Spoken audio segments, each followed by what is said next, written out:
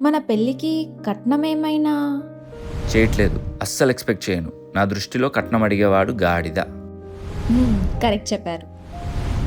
ఫ్యూచర్‌లో మనిద్దరి మధ్య డిస్టర్బెన్సెస్ వచ్చి డైవర్స్ తీసుకోవాలి అనుకుంటే మీరు అలీమనీ ఏమైనా ఎక్స్పెక్ట్ చేయను.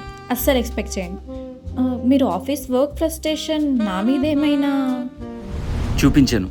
ఆఫీస్ ఫ్రస్ట్రేషన్‌ని, వర్క్‌ని ఆఫీస్‌లోనే వదిలేసి వస్తా.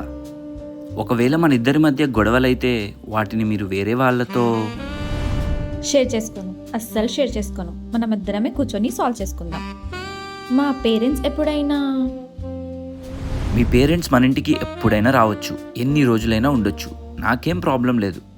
మా పేరెంట్స్‌తో కలిసి ఉండడానికి మీకు మీ పేరెంట్స్తో కలిసి ఉండడానికి నాకు ఏ ప్రాబ్లం లేదు. మంచిగా ఉండొచ్చు. మన ఫ్యూచర్ ప్లానింగ్ గురించి ఫ్యూచర్ ప్లానింగ్ మన ఇద్దరికి ఓకే అనుకున్నప్పుడే ప్లాన్ చేసుకుందాం. నా సైడ్ నుంచి ఎలాంటి ప్రెషర్ ఉండదు. ఇంత మెచ్యూరిటీ, ఇంత అండర్స్టాండింగ్ మీ ఇద్దరి మధ్య ఎలా వచ్చింది? ఎందుకంటే మా ఇద్దరికి ఇది సెకండ్ మ్యారేజ్ కాబట్టి.